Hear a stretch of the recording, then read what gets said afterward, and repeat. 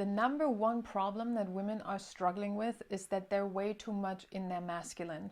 And that can actually cause depression, it can cause anxiety, restlessness, insomnia, and just a general sense of unfulfillment. And so I have been definitely way too much in my masculine in the past because I didn't know shit about the feminine. I didn't know that there is like this balance going on that we actually need to cultivate in order to live a better life as women. And so today I will share exactly what I did to heal my own feminine so I felt much better in my body, in my life, and I actually could finally soften and relax and not feel stressed out all the time. But first, hi, my name is Yula. I am an intuitive singer and shadow worker, and I support women on their journey to become the most empowered versions of themselves, to reclaim their voices and remember the power of their womb. So after working with a lot of women in workshops, live in one-on-one sessions, I have definitely seen this pattern that many women are just deeply in their masculine because they think that they can't be in their feminine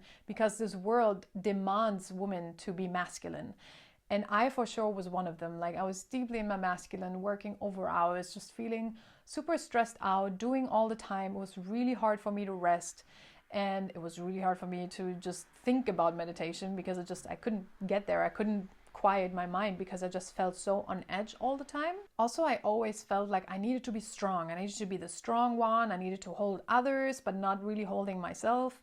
And it just felt like I couldn't be soft. I couldn't be soft and relaxed. And today I feel soft and relaxed. And at the same time, I feel like badass energy as well, but it is this balance. It is this balance of feminine and masculine so that we can come into the most beautiful versions of ourselves. So back in the days, I actually had no idea that there are masculine and feminine energies, and I had no idea that when you're a woman, you're not supposed to be in your masculine all the time, but you need to balance it. Because we also cannot only be in our feminine. Like, it is really important to balance both because we still want to get shit done. We still want to get our creative juices flowing, and in order to do that we also have to do stuff, right? So first, let's go into what masculine and feminine energies actually are, in case you just haven't really looked into this topic yet. So the whole universe is made of masculine and feminine principles, and that is beyond gender, sexuality, or anything like that. The whole universe is made of masculine and feminine polarities, and it is called the law of gender. For both energies, there is an unhealthy expression and a healthy expression. So the healthy masculine expression is action. The masculine is driven, it's forward movement, it is assertiveness, it's making decisions, it's structured, it's logic, it's the mind, and it's also active energy. While the feminine, in her healthy expression, is passive. She is receptive, so she's receiving, she is intuitive, she's connected to the emotions rather than the mind and logic like the masculine. She is gentle, she is soft, yet also fierce and strong. The feminine is nurturing, she's caring, she's creative, and she's flowy. And just by naming these traits, it is very obvious that if we would be only in our feminine, we would not get anything done. We would not move forward in life, which we want. So we need the masculine. But if we're too much in our masculine, the whole relaxation, the softness, the gentleness, the nurturing, all of that gets lost because there is no space for it when we're just going. So there needs to be a dance of the two. And the way I cultivated in my life is that I have phases where I am in my masculine driven energy, and I have phases where I'm relaxed, where I do nothing but meditate and frolic in the woods. And that's just my way of doing it. That works for me because I also work with my cycle.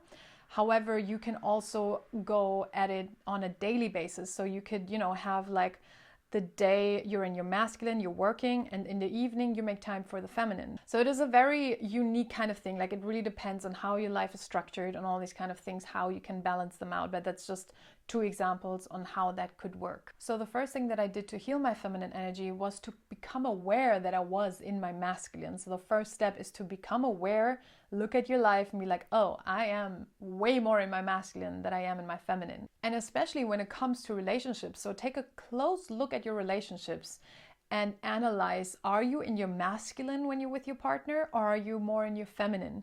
because chances are that if in your overall life you're more in your masculine, you attract a feminine man. And many women complain about that because they are so in their masculine. And of course, because there always needs to be balance, you will attract a partner that is in his feminine. And this partner is most likely not what you want as a woman, because many women, they want to be taken care of. They want to relax into the relationship. They want to be nurtured. They want to be just provided for, right? They just want to be held by the masculine. But again, if you're too much in your masculine, you will attract a partner that's not that. You will probably attract a partner that is more submissive, that doesn't really make decisions, that is not very assertive, that is more passive. And you in turn have to wear the pants, basically, right? And that's also in my life. Like, I used to wear the pants in my relationship. I was the one who made the plans, and I was the one who took action and who was very focused, and the man was like, not that. And in turn, that gave me the feeling like I always have to be the strong one. I always have to be the one who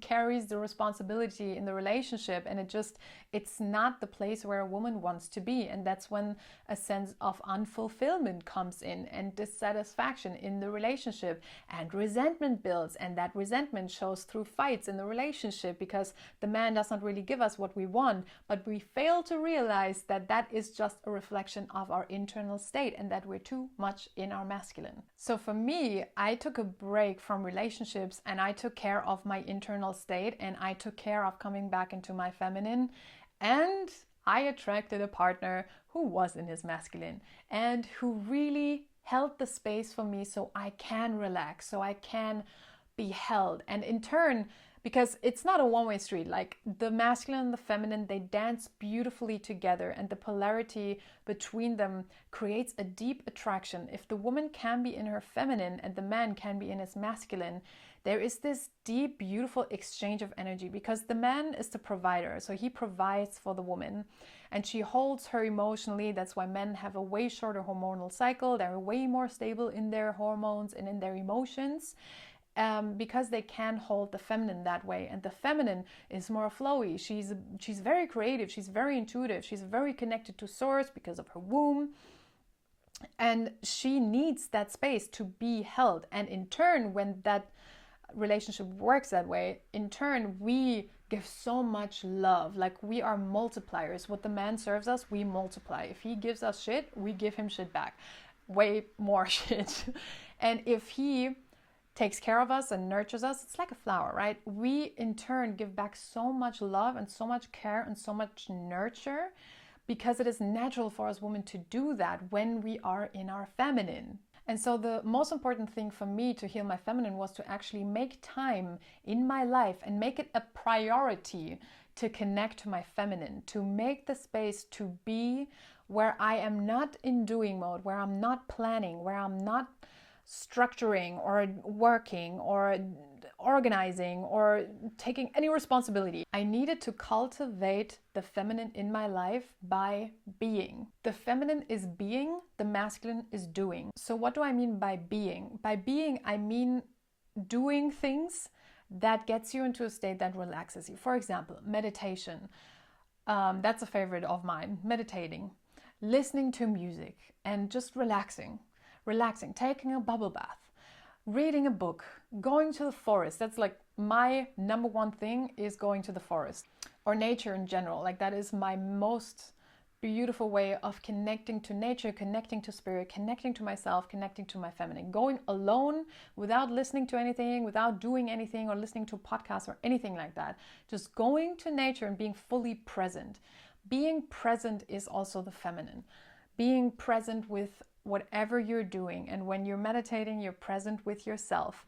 Dancing is a very big one for me as well. Connecting to the body. That is a really big one, because the feminine is the body, the masculine is the mind. So if we want to connect to the feminine, we need to drop into our bodies. If you're disconnected from your body, you're disconnected from your feminine. And my favorite way of doing that is either stretching, yoga, or dancing. And when I say dancing, I mean you can use a mirror, but I would recommend not using a mirror, because you get too occupied with what you're looking at and too occupied with judging yourself, and it gets you out of the feeling, because the feeling during the movement movement is the most important part, that you're present with your body. And what can help you is wearing a blindfold, because that takes away any outward sensations, or so you can really connect to the sensations of movement, and really like slow movement, or like moving your hips. Hips is a big one for women. There's a lot of trauma stored in the hips actually. So moving the hips, having like serpentine kind of movement. I said it in another video already. And so the body is a really important one when connecting to the feminine. Another point is to rest regularly. Take rest. And with rest, I really mean rest. Like with rest, I don't mean reading, because reading is not necessarily resting, because you're still feeding your mind with something external. With rest, I mean meditation, because when you're just laying down and just being fully present with like, what do you hear? What's just being present with your internal world and not thinking, like really quieting your mind, is the most beautiful practice when you want to connect to your feminine. And you will be surprised, because if you quiet your mind and if you drop to your feminine, you will receive way more messages, because you will receive way more messages from your guides, from spirit, things that you need to know, things that help you on your path, information that helps you making decisions. And that's why it is so important for us women to connect to the feminine, because again, the feminine is the connection to the divine. So we have a womb, right? And the womb is the portal between worlds. We're taking literally life from the spirit realm and we manifest it into a physical being. Like, that is crazy. So our womb represents that connection to the divine. And if we're disconnected from our womb, we're disconnected from the divine. So by connecting to our womb, by connecting to our feminine, all these messages can come in, because the masculine is in the mind. When we're in the mind, that connection is cut off. Like, there is nothing that can come through if we're up here thinking, planning, structuring, blah, blah, blah, blah. We need to quiet the mind. That's why we need to rest, so that these things can come through and that they can help us guide our lives. Which brings me to the next point, which is connecting to your cycle. Connecting to your cycle is super important. I will probably say it in every video, because it really is. And so many women are disconnected from their cycles. Honestly, all your feminine power lies in your cycle. If you learn how to work with your cycle rather than against it, and rather than to push through all the time, which is the masculine, because we're not built for that. Literally, our bodies are not built to push through all the time. We are meant to have phases of rest, and we are meant to have phases of action. So we have 4 phases, and 2 of those phases, winter and autumn, are the feminine. They're passive. That's when you should rest. That's when you should take things slow. That's when your energy is quite low. And we have another 2 phases, which is summer and spring. And those phases are the masculine phases. These are the phases where we have a lot of energy, where we can do a lot, and where we can be very assertive. And so this is the balance that I'm talking about, right? And if you really want to change your life, you work with your cycle and you track your cycle. When are you in what phase, and what can you do in that phase that represents your energy levels? Because you will do yourself such a big favor if you are focusing and concentrating the things you need to do during these 2 weeks, spring and summer, and then planning your time in a way that is just doing less during autumn and nearly doing nothing during your winter phase, meaning during your bleed.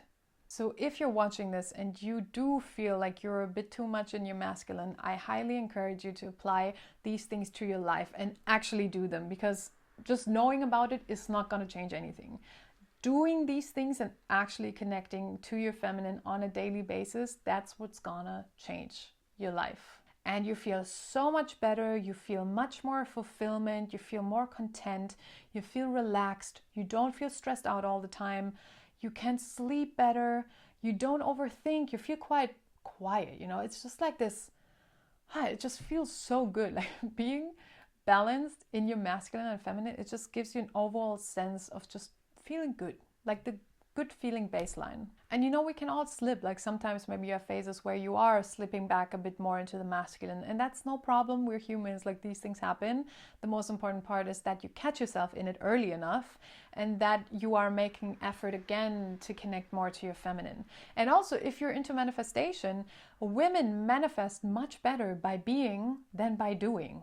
Like when you use that time, because women are naturally receptive. Feminine energy is receptive, as I said in the beginning. So we are meant to receive. We're not meant to like catch or like try to chase or anything. Chasing, that's the masculine kind of energy. We're meant to receive. And as a woman, you will receive much more when you're in your feminine energy. So also if you're having a business or something and you find yourself chasing all the time and planning and doing and all these things, you're gonna work much harder, which way less results than if you would use the feminine energy to get into the state of being receptive. And getting into that state means being. So my love, I hope this helps you on your path, and down in the description box you will find some juicy freebies, journal prompts to connect to your wild women and other things, and also you will find my inner journey music on my second YouTube channel. So if you want to check that out, I highly encourage you to do so. And I send you so much love, and I see you in the next one.